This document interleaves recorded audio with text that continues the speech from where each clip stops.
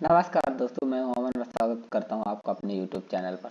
दोस्तों, आज हम GFG problem of the day करने वाले हैं। आज की प्रॉब्लम ऑफ द डे काफ़ी इजी है।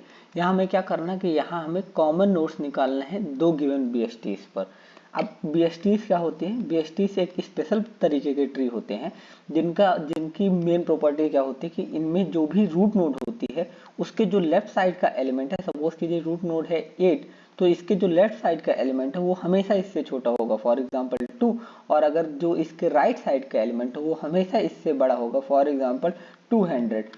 अब ये होती है बीएसटी की one of the most important property. और इस प्रॉपर्टी और हमें ये जो गिवन बाइनरी ट्री है, हमें इस गिवन बाइनरी ट्री में क्या फाइंड करना है कि हमें दो गिवन बीएसटी होगी। एक बीएसटी सपोज कर लीजिए ये हो गया, और एक और बीएसटी हो गया जिसमें कई सारी नोट्स हैं।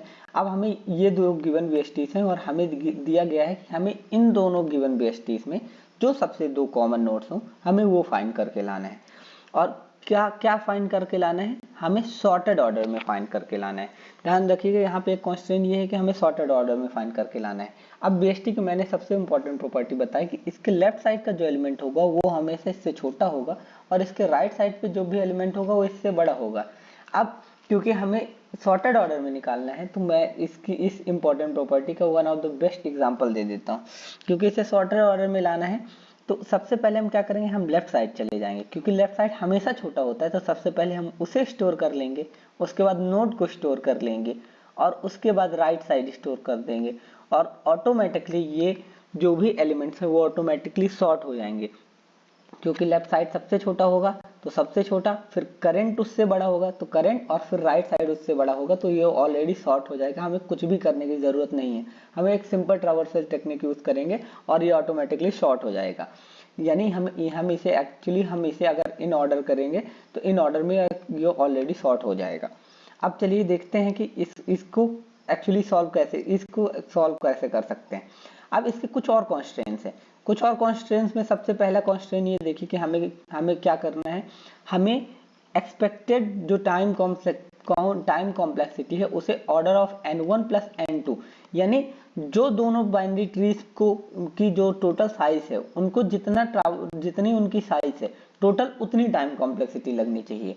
और एक्सपेक्टेड स्पेस कॉम्प्लेक्सिटी कितनी है? एक्सपेक्टेड स्पेस कॉम्प्लेक्सिटी है h1 प्लस h2, यानी जितनी टोटल दोनों की हाइट है उतनी स्पेस कॉम्प्लेक्सिटी होनी चाहिए। तो चलिए हम एक सिंपल सा कोड करते हैं जिससे हम अपनी ये टाइम और स्पेस कॉम्प्लेक्सिटी दोनों की रिक्वायरमेंट भी मीट करने की कोशिश करेंगे, और बहुत ही इजी तरीके से हम ये क्वेश्चन सॉल्व कर लेंगे। तो चलिए सबसे पहला क्वेश्चन उठाते हैं।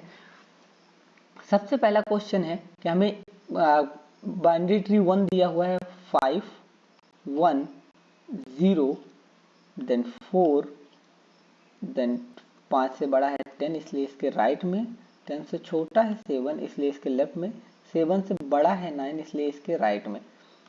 ये देखिए, ये हमने एक बाइनरी ट्री बना दिया है।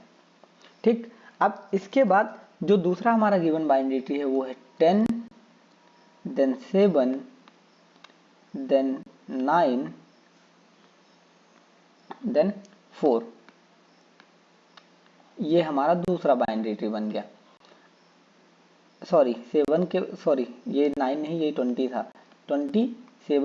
7 से बड़ा है 9 और 10 से छोटा है इसलिए 7 के राइट में जाएगा और 10 के लेफ्ट में। अब ये दो गिवन बीएसटीज हो गए। ये है BST1 और ये है बाइनरी सर्च ट्री 2। अब हम क्या करेंगे, अब हम एक सिंपल सा मैप ले लेंगे।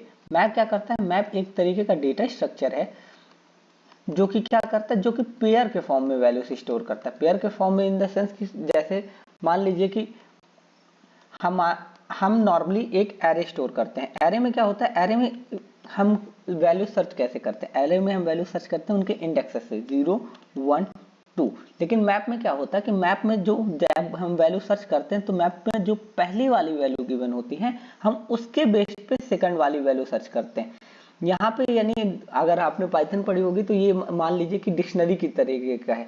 डिक्शनरी में जो की होती है वो ये है और जो उसकी वैल्यू होती है वो ये है। अगर आपने पाइथन नहीं भी पढ़ी तो सिंपली ये समझ लीजिए कि जैसे हम एरे में नॉर्मल सर्चिंग इंडेक्स के बेसिस पे करते हैं तो मैप में हम नॉर्मल सर्चिंग इंडेक्स के बेसिस में ना करके इस जो मैप में पहली वैल्यू डिक्लेयर होती है उसके बेसिस पे करते हैं। तो चलिए एक मैप ले लेंगे और एक मैप लेने के साथ हम एक वेक्टर ले लेंगे जो कि हमारा आंसर रिटर्न करेगा। तो वेक्टर इंट आंसर। अब हम क्या करेंगे, अब हम सबसे पहले कौन से बाइनरी सर्च ट्री 1 को ट्रैवर्स करेंगे। बाइनरी सर्च ट्री 1 को ट्रैवर्स करेंगे स्टार्टिंग से लेके एंड तक। तो जब हम बाइनरी सर्च ट्री 1 को ट्रैवर्स करने वाले हैं तो सबसे पहले हम कंडीशन लिखेंगे कि अगर रूट नल है, फंक्शन 1 में आएगा, रूट आएगा, हमारा जो मैप दिया हुआ है वो आएगा और हमारा आंसर आएगा। उसके बाद हम क्या बोलेंगे, अगर रूट नल है, if root equal to null, अगर रूट नल है तो क्या कर देना, तो रिटर्न कर जाना। अगर हमारा जो रूट नल है उसको वहां से रिटर्न कर देना। सपोज करो कि अगर हम यहाँ पे है तो हमें इसको इंसर्ट नहीं कराना, हमें इसको रिटर्न करवा देना, तो इसलिए रिटर्न कर जाएगा। दूसरी कंडीशन क्या होगी, अगर रूट नल नहीं है तो सबसे पहले क्या करना, सबसे पहले लेफ्ट के लिए चले जाना, रूट के लेफ्ट के लिए चले जाना। रूट के लेफ्ट के लिए इसलिए जा रहे हैं क्योंकि सीधी सी बात है, मैंने पहले ही आपको एक प्रॉपर्टी बताई थी कि इसको सॉर्टेड ऑर्डर में सॉर्ट करना है। तो सबसे पहले हम इसके लेफ्ट में आएंगे, यानी 5 के लेफ्ट में 1, 1 के लेफ्ट में 0। अब मैं दिखाता हूं कि आपको ये सॉर्ट कैसे होगा। सबसे पहले अगर हम 0 डालेंगे अपने वेक्टर में, उसके बाद 1 डालेंगे, उसके बाद 4 डालेंगे, तो ये ऑटोमेटिकली 0 1 4 5 10 सॉरी 5 7 9 10 इस तरीके से ये ऑलरेडी सॉर्ट हो जाएगा। तो इसलिए सबसे पहले लेफ्ट जाएंगे। उसके बाद हम क्या करेंगे, तीसरी कंडीशन में हम क्या करेंगे, हमने जो मैप बना रखा था उसके बाद सबसे पहले हम ये चेक करेंगे कि जो हमारा मैप है, मैप में मैप डॉट फाइंड, मैप में एक फाइंड नाम का फंक्शन होता है। फाइंड नाम का फंक्शन क्या करता है कि वो वैल्यूज को फाइंड करता है। तो वहां पे हम क्या डालेंगे, हम रूट का जो डेटा है, हमें कौन सी वैल्यू फाइंड करनी है, हमें सपोज कीजिए कि अभी हम कहाँ पे खड़े हुए हैं, अगर अभी हम 5 पे खड़े हुए हैं तो हम सबसे पहले चेक करें क्या मैप में हमने 5 पहले से इंसर्ट कर दिया है, क्योंकि बीएसटी में 2 कॉमन एलिमेंट्स नहीं हो सकते हैं। तो इसलिए 5 इस वाली बीएसटी से तो नहीं हमने इंसर्ट किया है, यानी सीधा सा मतलब है कि जो 5 नाम का एलिमेंट है वो किसी और बीएसटी में कंफर्म होगा।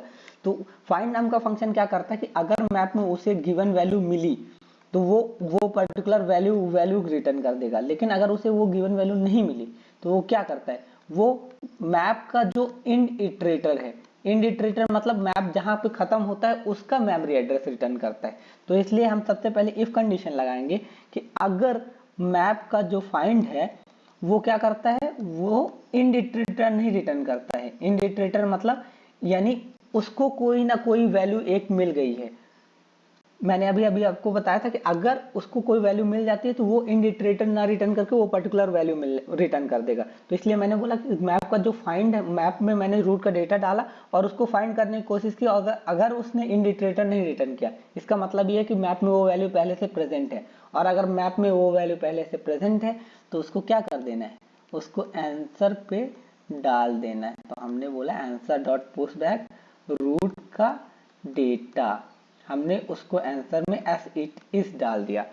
उसके बाद अगर ऐसा नहीं होता है, अगर ऐसा नहीं है यानी इसका मतलब ये कि मैप में हमारे वो वैल्यू नहीं प्रेजेंट है, तो हम क्या करेंगे, हम मैप पे रूट का डेटा डाल देंगे और रूट का डेटा डालने के साथ उसकी वैल्यू को 1 से इंक्रीमेंट कर देंगे, यानी एक बार हमें वो जो वैल्यू है वो हमें एक बार मिल चुकी है। उसके बाद हम क्या करेंगे, उसके बाद लास्ट स्टेप में हम रूट के राइट के लिए कॉल कर देंगे। जो हमारा एफ नाम का फंक्शन था उसको हम रूट के राइट के लिए हमने कॉल कर दिया, रूट के राइट के लिए कॉल कर दिया। जो दूसरा पैरामीटर हमने क्या लिया था, दूसरा पैरामीटर हमने लिया था मैप, तो हमने मैप डाल दिया और तीसरा पैरामीटर था हमारा आंसर। अब देखिए, चलिए देखते हैं इसको कोडिंग इंप्लीमेंटेशन करके दोनों के दोनों प्रोग्राम में ड्राई रन करने की कोशिश करते हैं। सबसे पहले हम 5 पे आए, 5 पे आके हमने क्या कहा कि 5 पे आने के बाद हमने कहा कि क्या रूट नल है, जी नहीं, रूट नल नहीं है। तो हमने क्या कहा, हमने कहा कि एक काम करो लेफ्ट पे चले जाओ। तो 5 पे आने के बाद हम कहाँ आए, हम आए इसके लेफ्ट पे। लेफ्ट में आने के बाद हमने पूछा क्या रूट नल है, जी नहीं, रूट नल नहीं है। तो हमने वापस से कहा तुम लेफ्ट पे चले जाओ। जीरो पे आने के बाद हमने क्या कहा, क्या रूट नल है, जी नहीं, तो क्या करो लेफ्ट पे चले जाओ।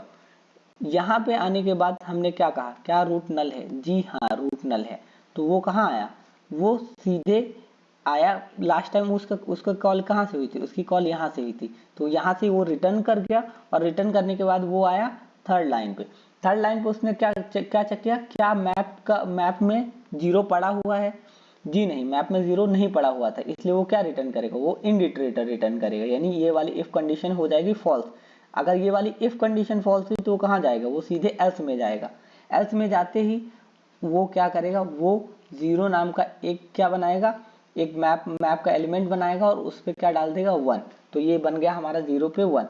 फिर उसके बाद कहाँ के लिए कॉल होगा, जीरो के राइट के लिए। जीरो पे राइट आया, राइट पे क्या पड़ा हुआ था, नल, तो यहाँ से रिटर्न कर गया। इस पूरे के पूरे फंक्शन से एक बार रिटर्न कर जाएगा तो कहाँ आ जाएगा, सेंटर में यहाँ पे।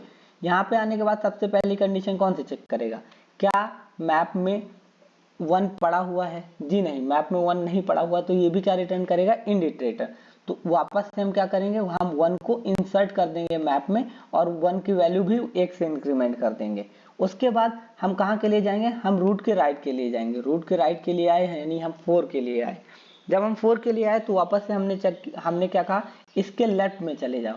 इसके लेफ्ट में गए, इसके लेफ्ट की वैल्यू आई नल। वापस से हम सेंटर आए, सेंटर में आके हमने चेक किया, क्या रूट पे 4 पड़ा, क्या मैप में 4 पड़ा हुआ है, जी नहीं, मैप में 4 नहीं पड़ा हुआ था। तो हमने क्या कहा, 4 डालो और उसकी एक वैल्यू इंक्रीमेंट कर दो। फिर उसके बाद रूट के राइट के लिए कॉल मारो, यहाँ पे भी नल है, वापस बैक करो, वापस यहाँ से बैक करो क्योंकि 1 के लेफ्ट और राइट के लिए भी कॉल हो गई है। वापस आए सेंटर पे, सेंटर पे आके हमने चेक किया, क्या रूट मैप में 5 पड़ा हुआ है, जी नहीं, मैप में 5 नहीं पड़ा हुआ, तो हमने मैप पे वैल्यू वापस से इंक्रीज कर दी 1। तो 5 हमने डाली और वैल्यू इंक्रीज कर दी 1।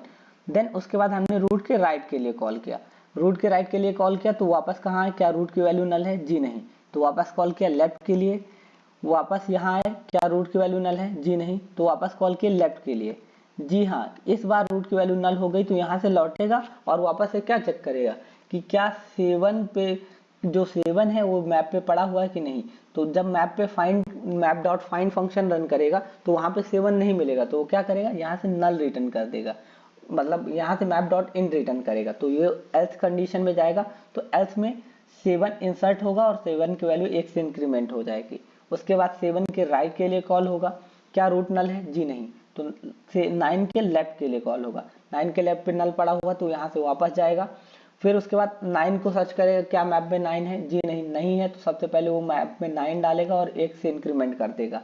फिर उसके बाद राइट के लिए कॉल करेगा, यहाँ पे नल पड़ा हुआ है तो ये यहाँ से रिटर्न कर देगा। इसके लेफ्ट और राइट दोनों के लिए कॉल हो गया तो यहाँ से भी रिटर्न कर देगा। 7 के भी लेफ्ट और राइट दोनों के लिए कॉल हो गया तो यहाँ से भी रिटर्न कर देगा। अब 10 वापस यहाँ आएगा, यहाँ आके सर्च करेगा क्या 10 पड़ा हुआ है। अब क्योंकि 10 नहीं पड़ा हुआ था तो यहाँ पे हम 10 डालेंगे और इसकी वैल्यू 1 से इंक्रीमेंट कर देंगे। अब इसके राइट के लिए कॉल करेंगे, राइट के लिए कॉल करते ही यहाँ नल पड़ा हुआ है तो यहाँ से भी रिटर्न हो जाएगा और ये 10 के लेफ्ट और राइट दोनों के लिए कॉलिंग हो गई है तो ये यहाँ से भी रिटर्न कर जाएगा और फाइनली 5 के लेफ्ट और राइट दोनों के लिए कॉलिंग हो जाएगी तो ये यहाँ से रिटर्न कर जाएगा। अब यहाँ से रिटर्न करने के बाद हमने एक BST को पूरी तरीके से ट्रैवर्स कर लिया है और उसके जितने भी एलिमेंट्स थे हमने पूरे के पूरे स्टोर कर लिए हैं। अब उसके बाद हमने क्या कहा, हमने कहा कि अब वापस से आप क्या करो, अब BST2 पे जाओ और BST2 पे जाने के बाद सेम फंक्शन को रन करो। अब चलिए BST2 पे आते हैं और सेम फंक्शन को रन करते हैं। सबसे पहले हमारे पास रूट नोड इस बार क्या दी हुई है, इस बार हमारे पास जो रूट नोड है, इस बार हमारे पास रूट नोड है 10। तो हम यहाँ आए, यहाँ आके सबसे पहले हमने क्या चेक किया, क्या रूट नल है, जी नहीं, रूट नल नहीं है, तो कहाँ के लिए कॉलिंग हो जाएगी, कॉलिंग होगी रूट के लेफ्ट के लिए। वापस यहाँ आके चेक किए, क्या रूट नल है, जी नहीं, तो रूट के लेफ्ट के लिए। क्या रूट नल है, जी नहीं, तो रूट के लेफ्ट के लिए। क्या रूट नल है, जी हाँ रूट नल है, तो यहाँ से क्या करेगा, यहाँ से रिटर्न करेगा और रिटर्न करने के बाद यहाँ हम कहाँ पहुँचे, हम पहुँचे इस वाली कंडीशन पे। इस वाली कंडीशन पे जब हम सर्च अप्लाई करेंगे तो हम पूछेंगे क्या मैप में 4 प्रेजेंट है। अगर मैप में 4 प्रेजेंट है तो क्या करेगा, तो ये एक इटरेटर रिटर्न करेगा जो जो 4 की लोकेशन होगी और अगर प्रेजेंट नहीं है तो मैप डॉट इन रिटर्न करेगा। लेकिन क्योंकि इस बार मैप में ये प्रेजेंट है तो इस बार मैप डॉट इंड नहीं रिटर्न करेगा।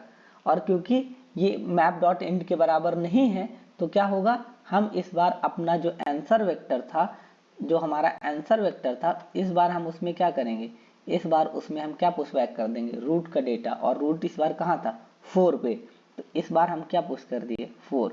इसके बाद हम कहाँ मूव किए, हमने रूट के राइट में मूव किया। रूट के राइट में यानी यहाँ पे क्या रूट नल है, जी हाँ रूट नल है, तो वापस हम यहाँ वापस चले गए। उसके बाद हम पहुंचे कहाँ, 7 पे। 7 पे आए, 7 पे हमने क्या सर्च किया, क्या मैप पे 7 प्रेजेंट है, जी हाँ मैप में 7 प्रेजेंट है। तो ये map dot find function map dot end नहीं रिटर्न करेगा, तो ये कंडीशन ट्रू हो गई। तो वापस से हमने क्या किया, हमने मैप में क्या पुश किया, 7 पुश कर दिया। अब इसके राइट के लिए कॉलिंग होगी, राइट के लिए कॉलिंग हुई तो हमने पूछा क्या मैप में 9 सॉरी, इसके बाद फिर हमने वापस पूछा कि क्या रूट नल है, जी नहीं रूट नल नहीं है। तो फिर लेफ्ट के लिए कॉलिंग हुई, लेफ्ट में रूट नल था तो यहाँ से रिटर्न। फिर हमने पूछा क्या 9 प्रेजेंट है, जी हाँ 9 प्रेजेंट है, तो 9 प्रेजेंट है तो हमने 9 को पुश कर दिया। फिर इसके बाद इसके राइट के लिए तो ये नल है, तो इसके लेफ्ट और राइट दोनों के लिए कॉल हो गई तो रिटर्न कर गया। 7 के लेफ्ट और राइट दोनों के लिए कॉलिंग हो गई तो यहाँ से रिटर्न कर जाएगा।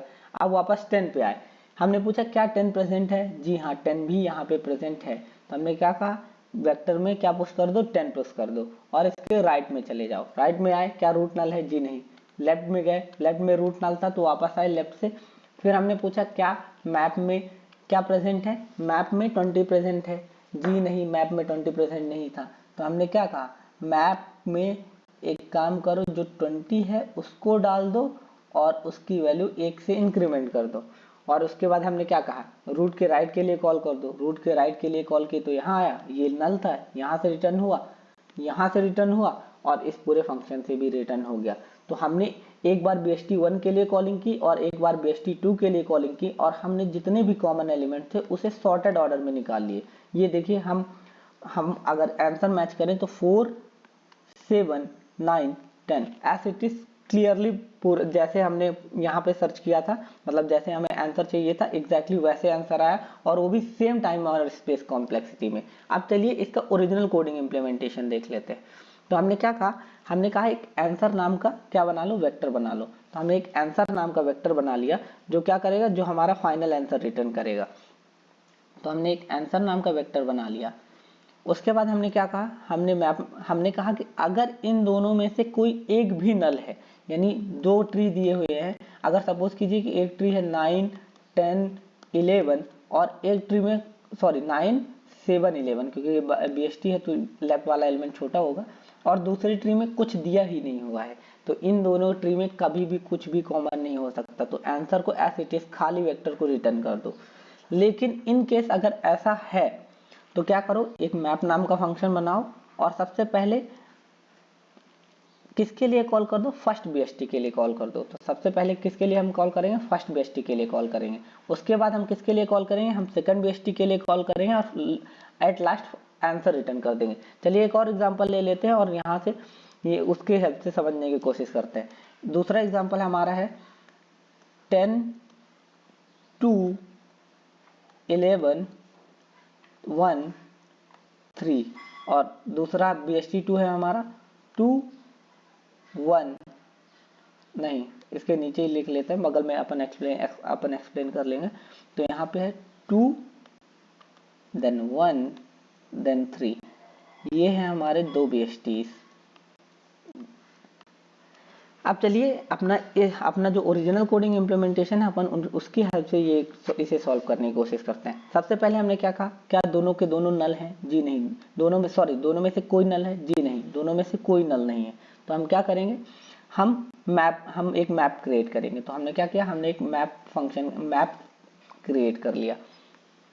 हमने एक मैप क्रिएट कर लिया। इनिशियली मैप में कुछ भी नहीं होगा, इसलिए मैप अभी खाली है। उसके बाद हमने क्या कहा, इंसर्ट इनटू मैप नाम का हमने एक फंक्शन बनाया और उसमें हमने क्या पास किया, रूट वन में हमारे क्या था, रूट वन में हमारा पड़ा हुआ था ये, और रूट 2 में हमारा पड़ा हुआ है ये। हमने उसके बाद क्या कहा, हमने कहा कि रूट 1 मैप और आंसर तीनों साथ में चले जाएं। तो हमने रूट 1 कॉल किया और मैप और आंसर दोनों कॉल कर दिया। फिर उसके बाद हमने कहा कि अगर रूट नल हो तो रिटर्न कर जाना। क्या रूट नल है, जी नहीं। उसके बाद हमने कहा क्या कहा, लेफ्ट में चले जाओ। लेफ्ट में आए, क्या रूट नल है, जी नहीं। लेफ्ट में चले जाओ, क्या रूट नल है, जी नहीं। लेफ्ट में चले जाओ, क्या रूट नल है, जी हाँ। तो यहाँ से क्या कर जाओ, रिटर्न कर जाओ। जब हम यहाँ से रिटर्न किए तो सबसे पहले हमने क्या चेक किया, क्या आप मैप में जो रूट का डेटा है वो पड़ा हुआ है, जी नहीं। मैप अभी हमारा एज इट इज पूरा का पूरा खाली है। तो क्या करो, तो मैप में वैल्यू डालो रूट का डेटा की और 1 से इंक्रीमेंट कर दो। तो हमने मैप में रूट का डेटा डाला जो कि था 1 और उसकी वैल्यू कर दी 1 से इंक्रीमेंट। उसके बाद क्या कहा हमने कहा कि रूट के राइट के लिए कॉल करो। रूट का राइट वापस से नल था तो रिटर्न हुए। फिर यहाँ से लेफ्ट और राइट दोनों के लिए कॉल हो गया तो यहाँ से रिटर्न हुए। फिर हमने पूछा कि क्या मैप में 2 पड़ा हुआ है, जी नहीं, मैप में 2 नहीं पड़ा हुआ था। तो हमने क्या कहा कि मैप में क्या डालो, मैप में डाल दो 2, उसकी वैल्यू इंक्रीमेंट कर दो 1 से, और उसके बाद क्या करो, रूट के राइट के लिए कॉल करो। रूट के राइट में आए, फिर वापस से क्या रूट का राइट नल है, जी नहीं। तो इसके लेफ्ट के लिए कॉल हुआ, रूट का लेफ्ट नल है तो यहाँ से रिटर्न कर जाएगा। फिर हमने पूछा 3 मैप में पड़ा हुआ है, जी नहीं, 3 नहीं पड़ा हुआ था तो हमने 3 डाला और उसकी वैल्यू इंक्रीमेंट कर दी और उसके राइट के लिए कॉल हुआ। राइट में नल पड़ा हुआ था, यहाँ से रिटर्न। इसके लेफ्ट और राइट दोनों के लिए कॉल हो गया तो यहाँ से रिटर्न हो गया। 2 के लेफ्ट और राइट दोनों के लिए कॉल हो गया तो वो यहाँ से भी रिटर्न कर गया। अब पहुंचे 10 पे, क्या मैप में 10 पड़ा हुआ है, जी नहीं। तो हमने मैप में डाला 10, उसकी वैल्यू इंक्रीमेंट कर दी 1 से। उसके बाद हमने राइट के लिए कॉल किया, क्या राइट नल है, जी नहीं। इसके बाद हमने क्या किया, हमने इसके लेफ्ट के लिए कॉल कर दिया। लेफ्ट में नल था तो यहाँ से रिटर्न किया और हमने चेक किया क्या 11 मैप में पड़ा हुआ है, जी नहीं, 11 मैप में नहीं पड़ा हुआ था तो हमने 11 मैप में डाला और उसके राइट के लिए कॉल कर दिए। राइट में नल था तो यहाँ से रिटर्न हुआ, लेफ्ट और राइट दोनों के लिए कॉल हो गया तो यहाँ से भी रिटर्न हो गया, और 10 के भी लेफ्ट और राइट दोनों के लिए कॉल हो गया तो ओवरऑल पूरे फंक्शन से रिटर्न हो गया। अब चलिए देखते हैं कि उसके बाद हमने नेक्स्ट फंक्शन क्या दिया है। नेक्स्ट फंक्शन है हमारा इंसर्ट इनटू मैप रूट 2। इस बार कहाँ इंसर्ट करना है, रूट 2 में। तो हमारे पास क्या आया, हमारे पास रूट आया 2। उसके बाद हमने चेक किया क्या रूट नल है, जी नहीं, रूट नल नहीं था। तो हमने क्या कहा, लेफ्ट में कॉल कर दो। लेफ्ट में कॉल किया, क्या रूट नल है, जी नहीं। फिर से लेफ्ट में कॉल कर दो। लेफ्ट में कॉल किया तो नल आया, नल आया तो यहाँ से रिटर्न किए। इस बार हमने चेक किया क्या map dot find map dot in return करेगा। अगर ये 1 हमारे मैप में नहीं होगा तो मैप डॉट इन भी रिटर्न करेगा, लेकिन इन केस अगर ये हुआ तो ये मैप डॉट इन नहीं रिटर्न करेगा। और हम यहाँ क्लियरली देख सकते हैं कि हमारे मैप में 1 पड़ा हुआ है। तो हमने क्या कहा कि ये जो 1 है वो हमारे मैप में पड़ा हुआ है। तो उस केस में क्या करना है, उस केस में हमें आंसर में क्या डाल देना है, 1। तो जो हमारा आंसर वेक्टर था उस पर हमें क्या डाल देना है, उस पर हमें डाल देना है 1। तो ये आ गया हमारे आंसर वेक्टर में 1। उसके बाद हमने क्या कहा, हमने कहा इसके राइट के लिए कॉल मारो। राइट में नल था तो यहाँ से रिटर्न किए। फिर 1 के लेफ्ट और राइट दोनों के लिए हो गया तो हमने यहाँ से रिटर्न किया।